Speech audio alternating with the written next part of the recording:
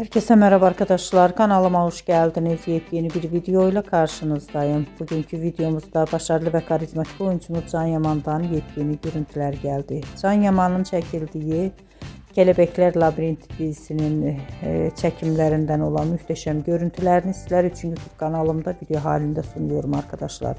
Umarım beğenirsiniz. Videomu beğendiyseniz kanalımı izlemeyi ve bildirim butonuna basmayı unutmayın.